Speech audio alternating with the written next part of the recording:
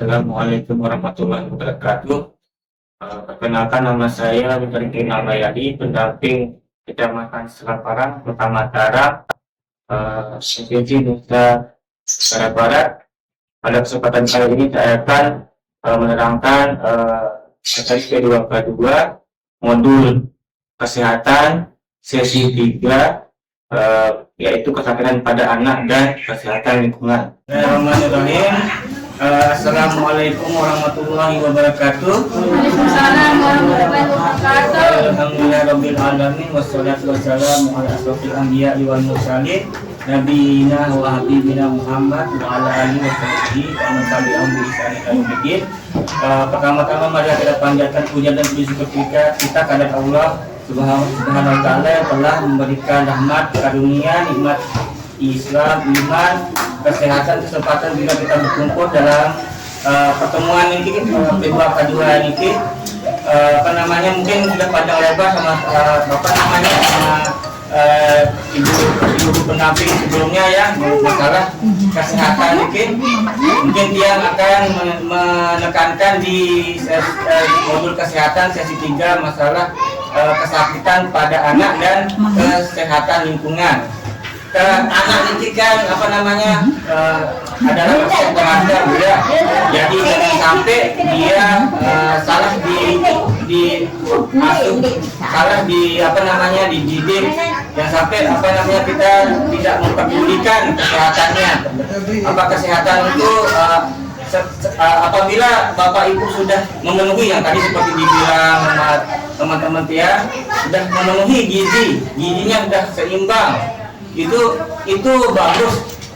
Tapi ketika kebersihannya tidak terjaga Bapak Ibu, otomatis kesehatan asupan gizi yang diberikan kepada anak-anak ibu itu bukan digunakan untuk tumbuh kembangnya, Ibu ya.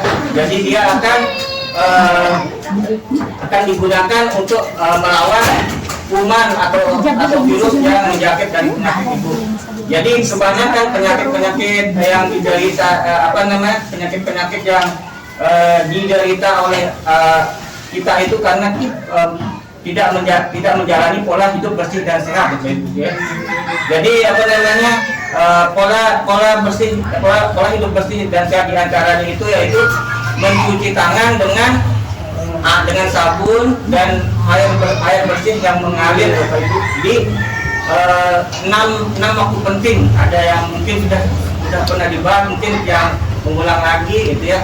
Jadi di 6 waktu itu yaitu di sebelum makan dan sebelum kamar mandi, sebelum membuat, mengolah atau menyiapkan atau menghidangkan makanan, sebelum menggendong anak atau bayi, terus sebelum setelah BAB, BAK sama mencebok bayi, terus sebelum memberi makan anak, terus setelah memegang hewan atau unggas. Lalu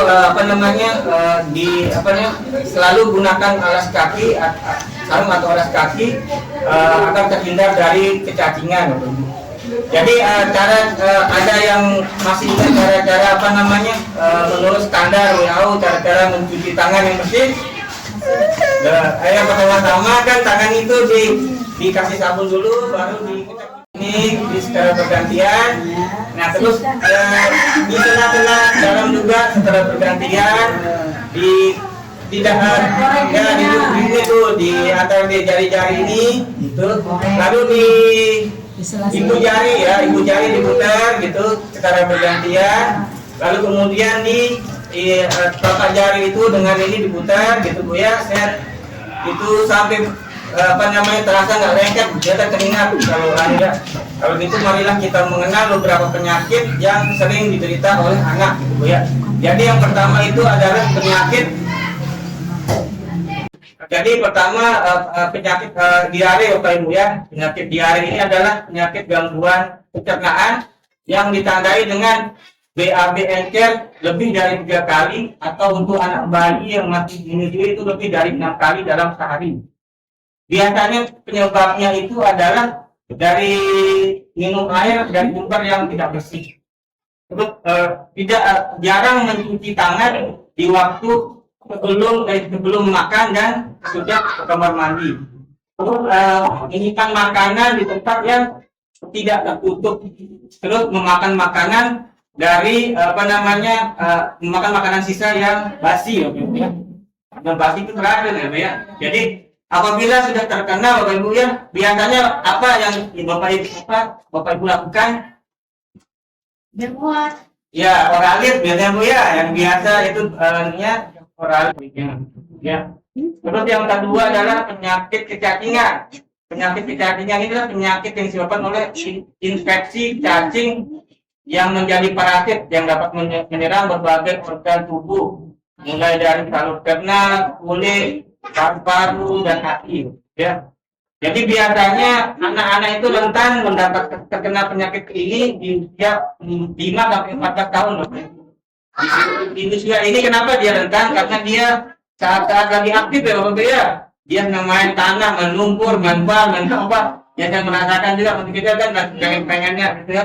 Teman-teman kan ketawa lah macam-macam, Bapak, ya. Dan saat itu dia sering bersentuhan tanah kan, sudah kapan dia injak kan gitu. Akhirnya dia rentan kena penyakit cacingan, sedang pada saat pulang dia belum bisa membersihkan diri dengan baik. Jadi bisa jadi unsur cacing itu kan biasanya bisa menempel pada tubuh dan tak sengaja ya. Lalu kemudian penyakit malaria ini biasanya disebabkan oleh parasit yang namanya Plasmodium yang dibawa oleh nyamuk betina, Anopheles betina namanya. Betina itu memang nyamuk itu memang yang menggigit kita ternyata ya. Selama ini bukan nyamuk jantan ternyata yang betina. Kenapa dia membutuhkan darah manusia? Makanan intinya itu bukan darah manusia sebenarnya. Mereka itu makanannya tidak buah apa kan di luar, tapi dia membutuhkan darah manusia untuk kelangsungan hidupnya, untuk bertelur. Malaria ini, penyakit malaria ini menurut Kemenkes RI, cara pencegahannya itu yaitu kita harus membersihkan lingkungan dengan air mengalir dan perabotan rumah tangga secara rutin. Terus jika ada tutup tempat penyimpanan air apabila tidak digunakan, namun apabila dia dalam bentuk kolam atau terbuka gitu, disarankan untuk menyebar ikan pemakan jentik, ya. Terus gunakan kelambu atau obat anti nyamuk supaya terhindar pada saat itu agar terhindar dari gigitan nyamuk, ya. Biasanya kalau saya ke Bima itu banyak tuh, kalau di bawah dia kelambu karena kan ganas dia ganas tempatnya kan alam gitu kan.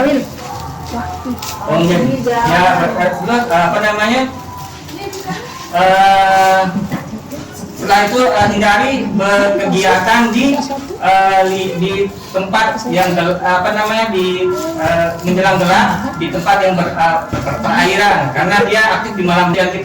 Yang tidak kalah penting daripada menjaga kesehatan dan kebersihan diri kita itu juga kebersihan, kejernihan hati kita dan pikiran, Bapak Ibu, ya. Untuk apa kita sehat, kita kerja tapi kita tidak bermanfaat, ya, gitu. Jadi jadi supaya kita bisa menjadi aktif kita, supaya kita berhasil, Bapak Ibu bisa mendidik anaknya menjadi seperti yang Bapak Ibu harapkan, gitu. Cita-citanya lebih bagus, menanyakan dulu ke kemampuan Bapak Ibu, harus mengetahui bidang-bidang anak itu pasti berbeda karena mereka keahliannya ini itu. Tidak ada anak yang bodoh sebenarnya, cuman dia berada di lingkungan atau tempat yang kurang tepat mungkin, gitu, ya. Jadi saya mungkin punya sedikit lihat Bapak Ibu, ya, sebelum kita saya bilang sehat-sehat, gitu, cerdas-cerdas, tinggi-tinggi, sukses, gitu, ya. 1, 2, 3, sehat-sehat, cerdas-cerdas, tinggi-tinggi, sukses. Ya, terima kasih Bapak Ibu. Sebelum kita tutup, mohon maaf apabila ada kata-kata yang salah, mungkin banyak yang kurang, apa yang belum kita sampaikan, apa namanya, subhanallah wa bihamdihi, asyhadu an la ilaha illa anta astaghfiruka wa atubu ilaik. Marilah bersama-sama kita ucapkan bersama-sama dengan mengucapkan alhamdulillah rabbil alamin. Terima kasih kalau itu sudah maghrib.